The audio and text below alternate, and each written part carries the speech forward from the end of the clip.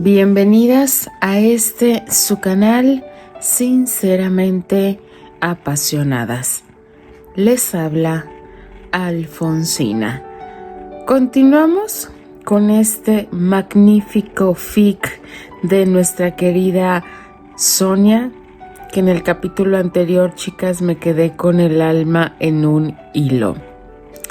De verdad, chicas, porque si no lloré es porque me estaba conteniendo bastante, porque me imaginé toda la escena del disparo, Terry tirado en el piso, Neil yéndose con Elisa, Candy tratando de sacar la bala, Terrence diciéndole que...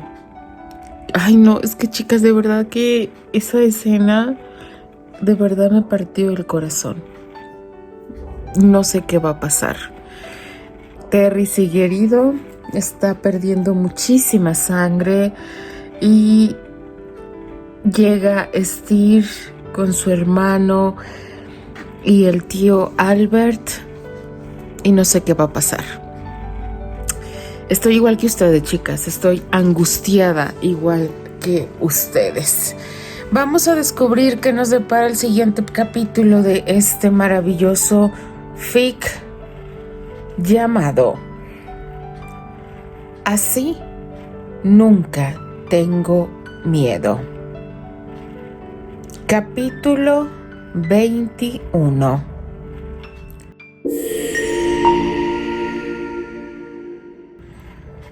La camilla en la que yacía el cuerpo de Terrence desapareció tras una enorme puerta doble que se había abierto de golpe como si se lo fuera a comer. Candice había seguido a los paramédicos sin dejar de sostener la mano de Terrence, pero finalmente había tenido que soltarla y había caído de rodillas. Durante la frenética carrera hacia el quirófano, había conseguido contar que se trataba de una herida de bala y que ella había intervenido un par de horas antes para extraer la bala. La había traído consigo junto con el cuchillo que había utilizado para extraerla. Con gran profesionalidad, había indicado exactamente dónde la había encontrado y precisado que parecía estar entera. No entendía cómo había conseguido detallarlo todo tan meticulosamente, mientras su corazón gritaba con ganas de partirse al instante. Él, el hombre que le había devuelto a sí misma, se estaba muriendo por su culpa. Ella podría haber seguido viviendo si él era. Ella se había aventurado a pedir permiso para entrar. «Soy residente de cirugía, permítame seguir la operación», había suplicado entre lágrimas. «Señorita, está usted demasiado implicada y tiene la cabeza herida. Tiene que esperar afuera y alguien tiene que echarle un vistazo a su cabeza». No había nada que ella pudiera haber hecho, pero la idea de esperar horas sin saber qué pasaba la estaba matando. Y entonces, si hubiera pasado lo peor, habría querido al menos cogerle la mano para que no se sintiera solo, para decirle que le quería con todo su ser, que nunca había dejado de hacerlo. Pero, ¿por qué? ¿Por qué lo había tirado todo por la borda como dos idiotas la noche anterior? Sacudido violentamente la cabeza para desterrar aquel siniestro pensamiento, la desesperación que tan valientemente había mantenido a raya se había apoderado de ella. Steer la levantó del suelo y la estrechó entre sus brazos ante la mirada atónita de Archie. Obviamente Candy nunca buscaría consuelo en los brazos del joven Corwell, por diversas razones. «Candy, cálmate ya, por favor».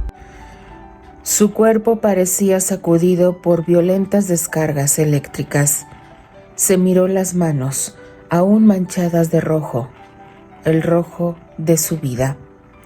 Aquellas manos temblorosas como hojas al viento, habían cortado su carne en busca del veneno mortal que había absorbido para salvarla.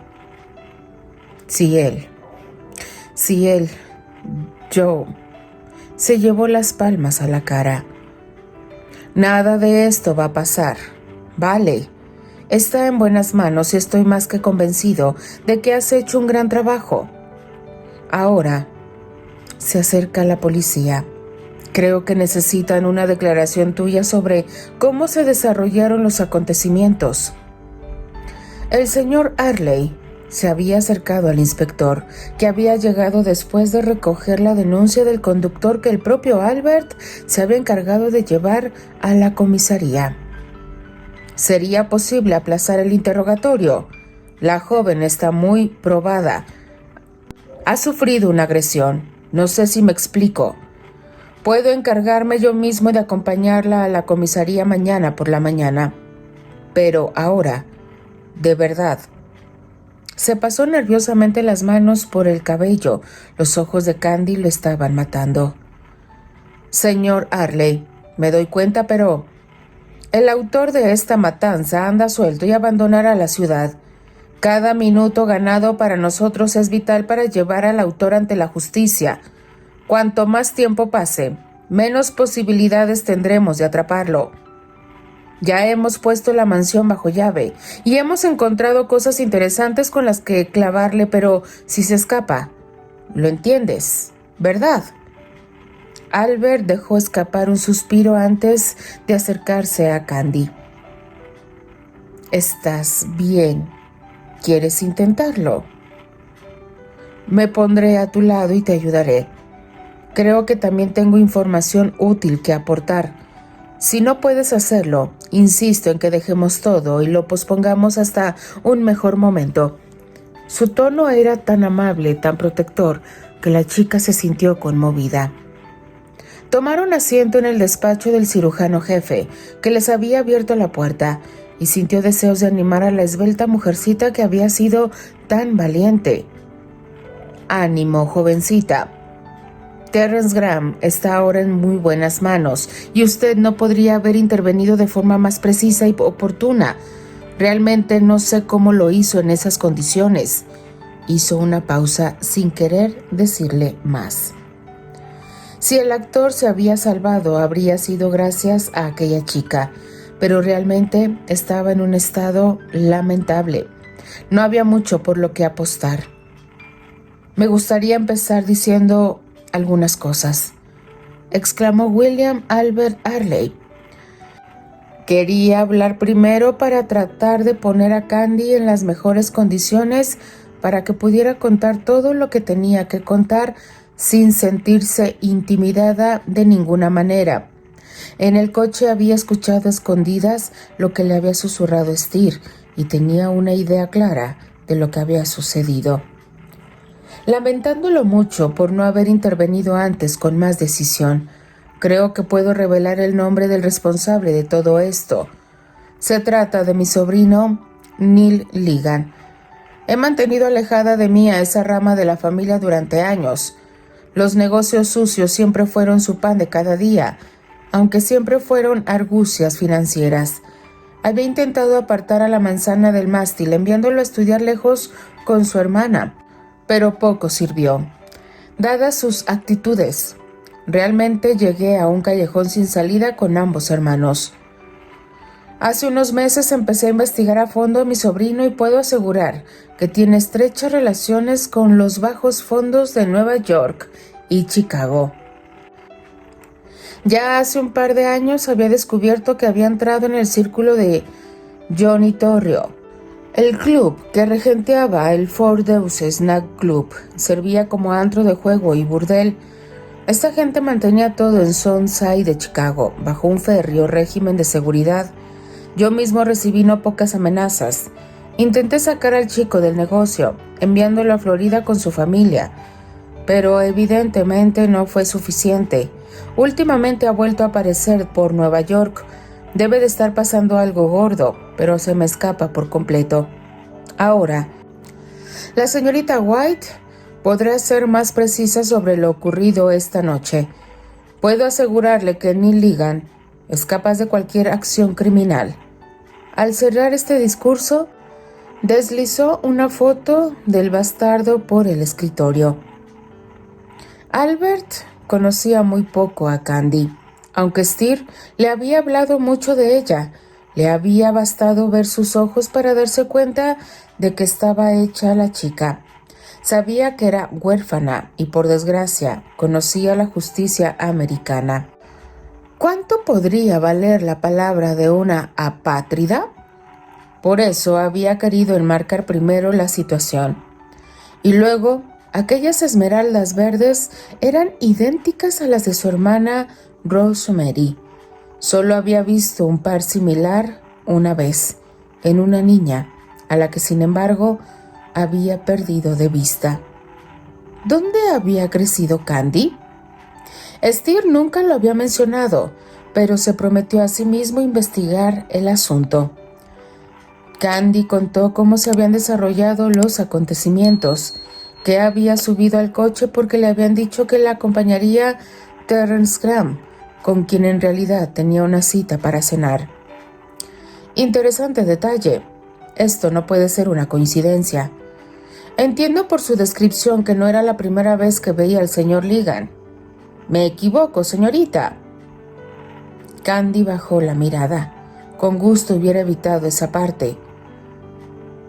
Cuando era jovencita, serví a su familia durante un tiempo.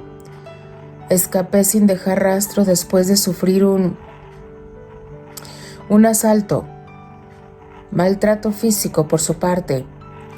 El mismo que le hubiera gustado repetir esta noche. Terry llegó justo a tiempo para detenerlo. Hubo un momento de silencio durante el cual el temblor de las manos de Candy clavó los ojos de todos los presentes. Continuos flashes de la refriega de los dos jóvenes parecía emerger del fondo del océano de su mente. Estaba paralizada mientras presenciaba la escena. Ahora, con tremenda lentitud, tenía que soportar la agonía de revivir las acciones y las palabras. «Quítale tus sucias manos de encima, miserable. El campeón de la justicia. Siempre me ha dado pena esta actitud tuya. Te has encaprichado de la huérfana Granchester. Eres ridículo. Te gusta jugar al príncipe y a la cenicienta». Terrence se había sobresaltado al reconocer en el atacante a su antiguo compañero de clase, pero no podía permitir el lujo de reflexionar sobre ello. Siempre has sido un gran cobarde. Quería hacerla disfrutar. Ya sabes. La primera vez se desmayó de la emoción y fue una verdadera pena para ella. En ese momento, Terry se dio cuenta de que el bastardo que tenía enfrente era quien había a Candy, cuando apenas tenía 14 años, y las ganas de matarlo se abrieron paso por sus venas, mientras una lágrima de inmenso dolor recorría una de sus mejillas. ¿Cuánto había sufrido aquella niña por los caprichos de un cruel niño mimado? Esa lágrima, Candy ya la había visto antes. No era una lágrima cualquiera. Era una perla preciosa que se derretía lenta y espesa por su mundo.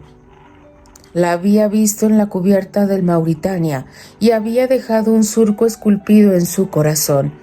Era Nochevieja y ella huía de todo.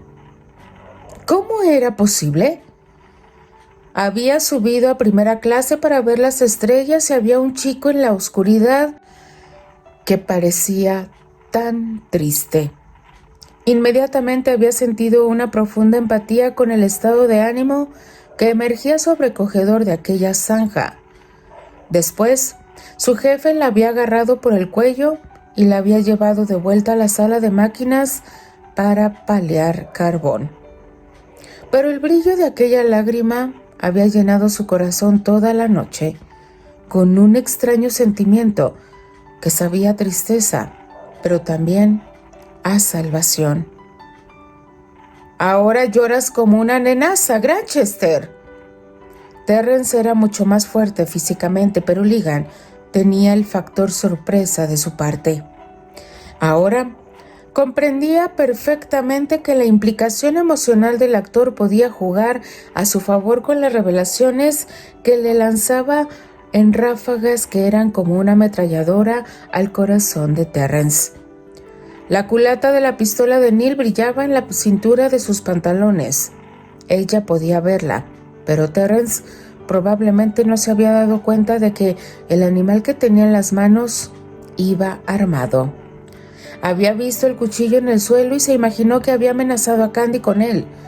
En un momento dado se había montado a horcajadas sobre su enemigo y le estaba agarrando el cuello con ambas manos.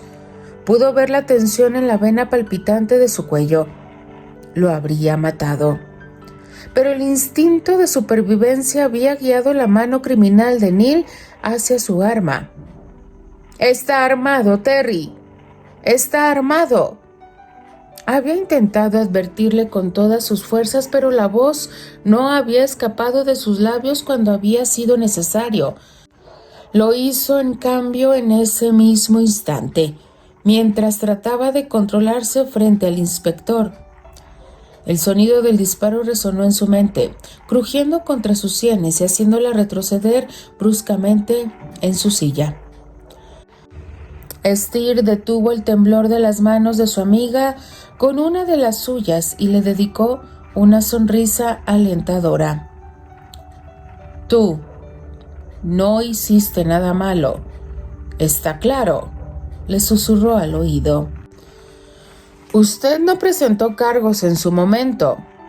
«Tengo razón, señorita», el detective continuó.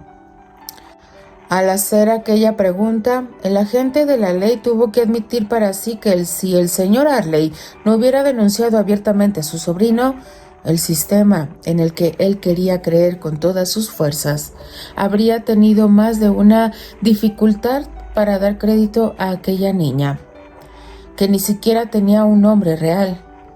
Podía reprocharle su comportamiento. «Yo realmente respeto el trabajo que haces, pero, sinceramente, ¿cómo podría haber hecho eso? Yo no soy nadie y esa familia es rica y poderosa. En ese momento lo había perdido todo y lo único que se me ocurrió es que no podía soportar que me volviera a pasar. Solo quería desaparecer. Quería que todo el mundo olvidara que alguna vez existí». Albert tragó con fuerza. ¿Cómo había permitido aquel estrago? ¿Por qué no se había enterado de nada de lo sucedido? Por desgracia, después de la muerte de su sobrino Anthony, apenas había vuelto a Chicago. El policía se aclaró la garganta y continuó. «Volviendo a los sucesos de esta tarde, ¿tiene alguna idea de cómo supo el señor Graham dónde localizarle? Es posible que llegara unos minutos antes a su cita y decidiera seguir el coche en el que iba usted, señorita». Me parecía la hipótesis menos descabellada. Todo ocurrió en pocos minutos. Tenía una cita con el señor Graham para cenar en el restaurante del hotel donde me alojaba. El chofer me confirmó que me llevaría con él. No tenía motivos para sospechar nada. Ella tuvo suerte. El actor, mucha menos. Maldita sea. El inspector jefe hizo ademán de levantarse, mientras su ayudante terminaba de tomar notas en su libreta.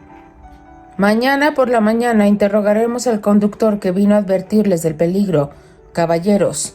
Se dispuso a marcharse, pero se detuvo en la puerta. ¿Quién demonios sabía de lo de la cita con el señor Graham?